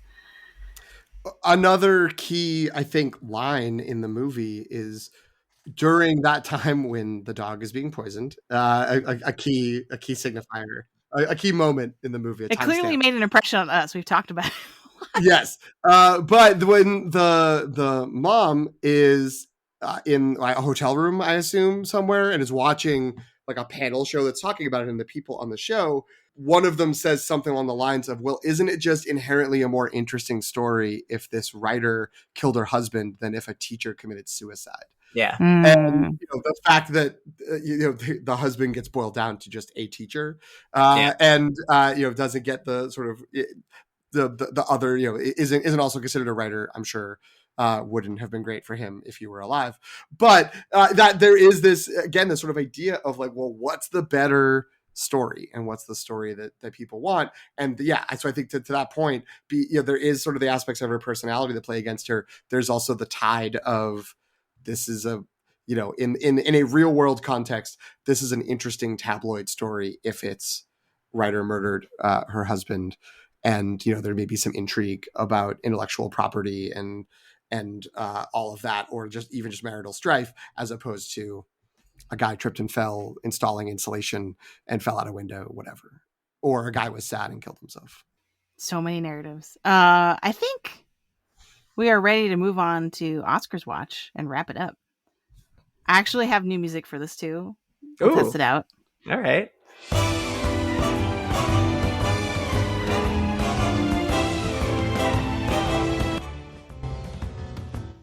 Okay. Swinging.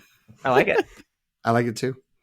We've already mentioned at the top of the show that this has some Oscars discourse surrounding it, right? It's in the conversation. What do you both think it realistically will get nominated for, if anything? I think lead actress and screenplay. If I had to place bets, I would agree with Antonio. That's certainly actress and screenplay. If I had to pick one, screenplay first. But I think that Hewler's performance is so strong and so layered and nuanced that I think people will want to honor that, at least with the nomination, especially given that she is also supposed to be incredible in The Zone of Interest, which would probably be a supporting role, but maybe the lead one would get a little bit more momentum supporting. Both categories are. She'd be winning for both, in theory, right? Or like, she'd get nominated for one, but it would really be for both. Right, exactly. It would be honoring her performance, across the whole year. I don't know. I mean, maybe Zone of Interest gets all kinds of momentum, and she does. It does happen. People get dual nominations.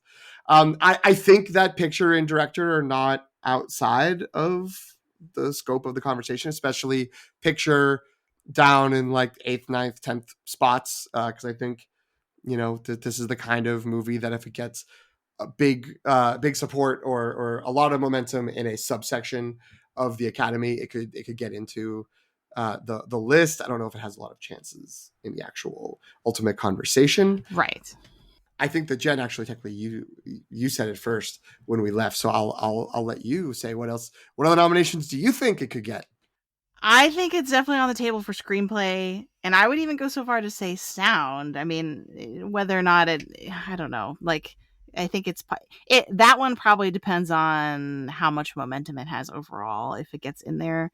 Because if it does make it a Best Picture, then I think it's definitely deserving of a sound nomination, because as we said, like, so much of the silence versus sound and the sound mixing, right? Because we have the music blasting, but they're trying to hear people talking, and like there's a lot of complicated, sophisticated work with sound in this film.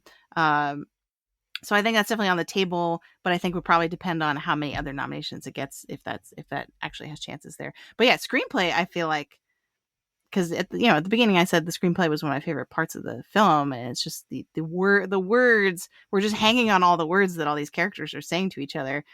And so I think even if it doesn't get Best Picture, I feel like it still could get screenplay. Zone of Interest is adapted, but this is original. Yes. I think maybe it's okay. There's nothing listed. I mean, Wikipedia is never wrong. There's nothing listed on Wikipedia as it being something it is adapted from. So I think it would be an original. Okay. Antonio, what do you think? Yeah, I Hewler for actress and screenplay, I think are the I'd be delighted if it got a Best Picture nomination or maybe a Best Director nomination, but I think that's less likely. Yeah, I think our conclusion back when we did our premature predictions was, at least I said, Greta Gerwig's probably getting in, and there's only one room for one woman in the director category. Not because that's what should be, but that's because that's the director's got a director. And I mean, like, the historical precedent would not be on our side in terms of the likelihood of two female directors making it into that category. And I feel like if they had to choose between one or the other, it's probably Greta. But so the thing we haven't mentioned, actually, because I don't remember when we did our premature predictions, this was not announced yet. And I think we're forgetting this because we actually talked about this off mic when we were walking out of the theater. But that France has not chosen this as their Oscar submission. And that they've chosen The Taste of Things, a film that also sounds very good and has gotten a lot of critical praise, but is a very different story. It's about chefs and French food, and, like, you know, people would say is a lot more kind of traditional pick or safer pick than this film. How do you think that's going to impact its chances? Because it's not going to be eligible for international feature. Because typically, if a film that is not American, that's an international film, and which one this is, it's a French film, but also has English and German in it. But you know, it's not going to be eligible to be in international feature. Typically, that's the launch pad for a film that could also get a nomination in Best Picture, right? Like Drive My Car, or there's probably a bunch of other examples I can think of, but Roma probably was another one, right? So how does that change things? Because I've heard arguments, both compelling, on either side, of like that this will help it push it into Best Picture because people will be like, oh no, France, you're so foolish, like let's reward this movie. Or it might do the opposite, where it will like drop off people's radars because it's not the official selection. Jen, are you saying that people from different perspectives are taking the same set of facts and crafting contrasting narratives? Could that actually happen? Yeah, I don't know, because I agree. I've seen the arguments, and I think they are equally persuasive. Where, I think it's sort of that hump that is reflected in the Did She Do It.com, like your little postcard and the website before the movie. Yes, there it is. It's been shown again. That it's the trying to get it to sort of be like, ooh, isn't this a thing you want to watch? Like, ooh, like you gotta go check it out. Because I think the roadblock or the obstacle to it generating some momentum is people being like, well, France didn't even think it was that good. Like, it chose something else, so I'm not even going to bother watching it. So I think if you get people to watch it, then maybe they'll start to see, oh yeah, this is a really good screenplay. This acting performance is incredible. All the other elements. I would really love for this to get a sound nomination. I think that would be a really good pick. But unlikely, but still good. That it could get some momentum. Would it be to sort of stick it to the I don't know, board or whatever it is that selects at the Academy in France that made the decision? I don't know, but there might be some degree of momentum, campaign momentum, based around the idea of, look, you can't default to just voting for it for international feature because it's not there. So like, we need to actually nominate it in these other categories and maybe even get it to win. But we'll just have to see, I guess. I think the key for this movie comes down to like the critics awards leading up.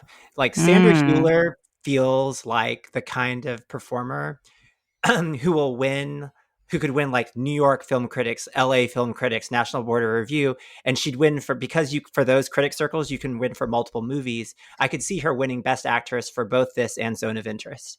And if she wins enough of those awards and enough people see the movie because of that, then I think that's the momentum. That'll get enough people to see it to where maybe people won't care that it wasn't nominated, or it'll be just it will be part of the narrative. People will be upset that it wasn't selected for that, and will they'll support her, the actress, and then the movie by extension.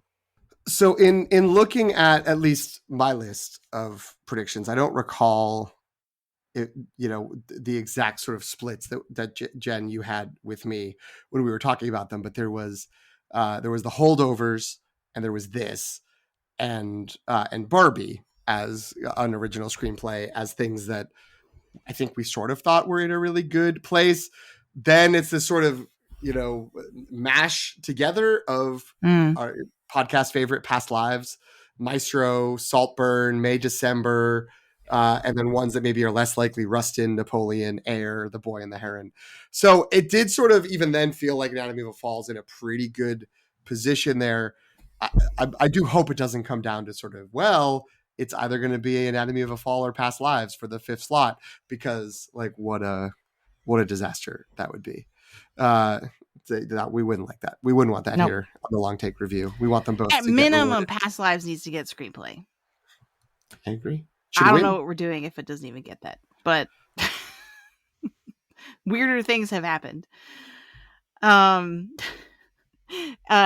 This is not Oscar related, so I think we really are wrapping up now. Anything else about Oscar prospects?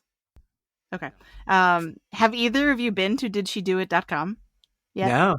Did you go? So if you go, it asks you, you can do it right now. It's really quick. It asks you, did she do it? Yes or no? And then after you click on it, it asks you to give your reasoning. Oh, interesting. And then you can go, once you do that, you can go read what everyone else has posted. Oh. It's fascinating. You could probably do a whole academic paper just on that alone. There's enough material there.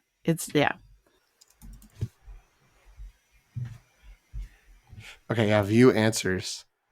So the first one here is for under yes is masterpiece, which is true about the movie. I don't think that's why she did it. Right.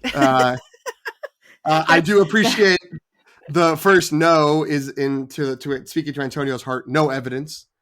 There we go.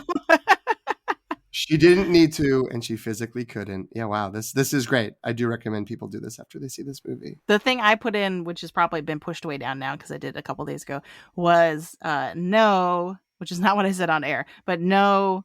And then my reasoning was because Snoop says so.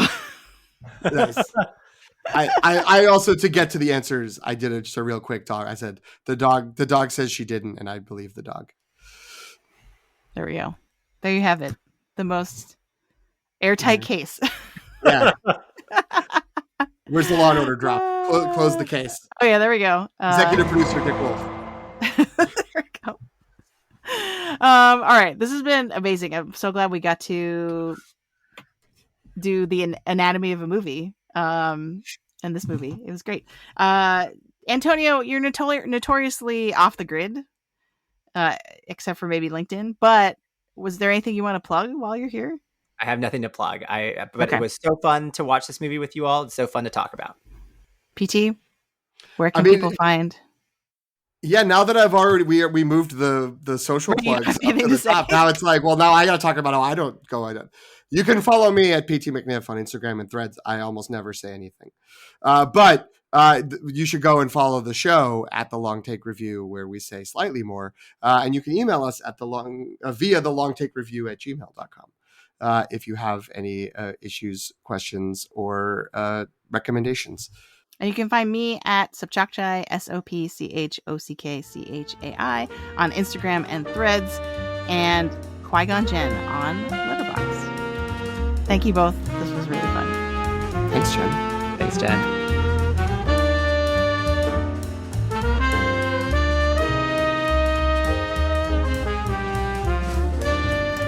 Thank you for listening. You can follow The Long Take on Substack at thelongtake.substack.com. Subscribe for free to receive reviews of films with Oscar buzz, as well as new films and series from pop franchises like Star Wars and Marvel.